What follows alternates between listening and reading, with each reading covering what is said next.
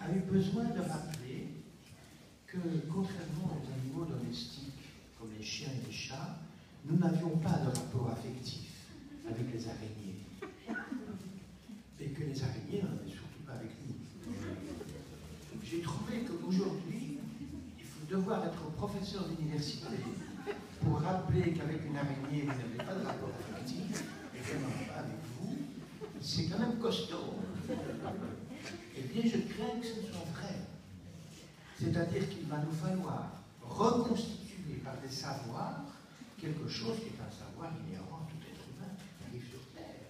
Mais il va tellement être décapité de son propre savoir que finalement, il devra en repasser par des savoirs et des connaissances que Dieu sait qui iront à l'université pour apprendre ça. Il n'y aura que ceux qui font de l'éthologie, de la théologie, je ne sais pas quoi, parce que ceux qui font de la philosophie ne seront pas là-dedans, et d'autres non plus, ben, on voit bien tout. Mais ça correspond à ce que, par exemple, les pédiatres disent très bien, que le savoir aujourd'hui des grands-mères, ça n'existe plus. Les grands-mères ne pourront plus se référer à leur propre savoir interne.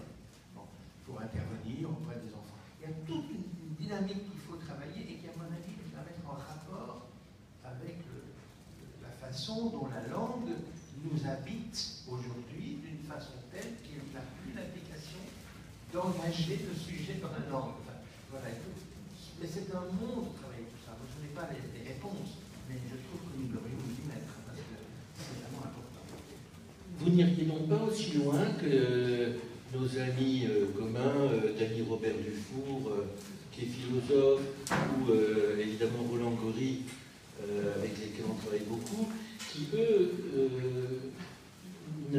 n'en appellent peut-être pas autant à la linguiste, aux linguistes et aux sciences du langage et à la construction du langage, mais ils voient davantage, non pas l'œuvre d'un totalitarisme identifié en tant que tel, mais l'œuvre d'une mécanique entièrement organisée autour du marché. Autour du marché qui fait cette loi dont je rappelais tout à l'heure qu'elle devient universelle et qui organise tout. Parce que pour eux, et je les suis volontiers moi, sur cette liste, c'est que c'est finalement cette obligation de fabriquer du cerveau disponible pour vendre du Coca-Cola, pour reprendre cette citation bien connue, oui, cette fabrication industrielle de la décérébration pour que les gens consomment. Et est-ce que vous iriez dire que pour vous, est-ce que pour vous aussi, cette question du langage, finalement, se plie aux exigences d'un marché qui n'a pas besoin qu'on pense, ou plutôt qui a besoin qu'on pense le moins possible, qu'on dépense, oui, tu as raison, qu'on dépense le moins possible. Mais moi, je ne suis pas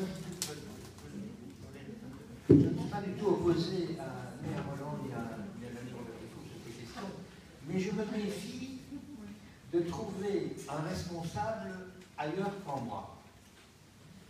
Parce que ça, c'est très dangereux. C'est très dangereux parce qu'à ce moment-là, je suis désolé, moi, je ne peux plus rien. Hein. C'est la logique économique. Or, attention, parce que pour que la logique économique puisse dominer comme elle domine, et sur le constat, je partage tout à fait, il a fallu qu'on touche à des structures symboliques pour que ce soit possible. Et c'est comment on a touché à ces structures symboliques, et pas pour des raisons de destruction. Non, non. Suite à cette évolution que j'essaie de repérer, on a dû toucher à ces structures symboliques, puisqu'au fond, le système symbolique de 25 siècles, il est en train de s'effondrer. Il y a donc quelque chose d'autre qui va devoir émerger. Mais attention de nous donner, que certains, dont la logique que tu évoques, en ont profité et par des mécanismes que nous pouvons aussi repérer pour que le discours du capitalisme se permette d'emporter tout cela. Mais quand même, j'ai un peu peur que du coup, nous délégitimions du travail que nous avons à faire, de voir comment chacun on participe à notre insu à quelque chose de cet ordre-là.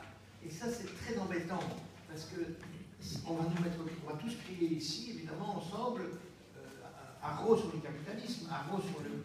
Oui, enfin, vous prenez le TGV, moi aussi ce matin, j'ai pris, j'ai oublié mon portable, et ça m'embête beaucoup.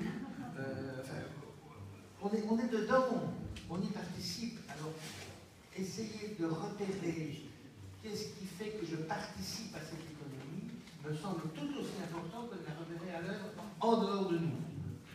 Et ça, c'est quelque chose que je trouve que, et Roland, si je puis me permettre, c'est pas une critique, parce que vraiment, je comprends bien ce qu'il dit, et Daniel Robert-Dufour aussi, c'est parfois quelque chose qui est sous-estimé, alors que c'est crucial aussi de repérer ça. Notre complicité. Exemple. Notre complicité oui, au pulsionnel.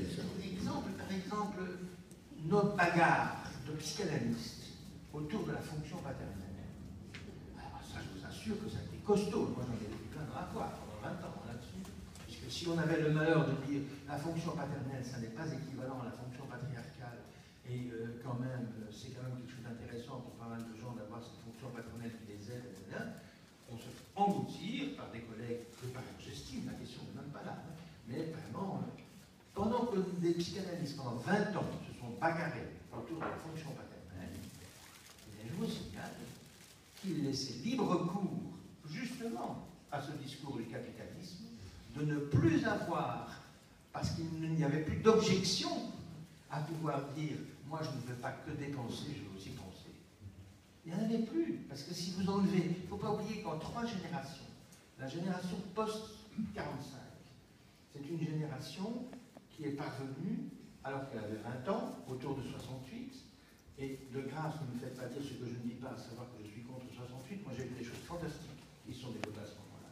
Mais il y a eu aussi une sorte d'ébranlement pris par tout le monde, chacun pouvait le faire, ébranlement de la figure tutélaire, parentale, paternelle, autorité, etc.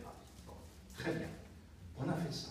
Mais ceux qui faisaient ça, ils avaient dans leur tête une structuration qui datait de cette époque qu'ils ont pu contester. Donc on a eu une époque extrêmement puissante où on héritait à la fois d'une structuration psychique relativement ordonnance, qui nous permettait d'ordonnancer notre univers pulsionnel, et on avait aussi la légitimité de pouvoir contester tout ça pour faire émerger la singularité. Bravo. Non, tout à fait intéressant. Attention, génération suivante, toute une génération de Dieu. Il faut laisser sa singularité, c'est vraiment capital et crucial. On oublie, on critique même violemment tout rappel d'une fonction tutélaire, d'autorité, etc.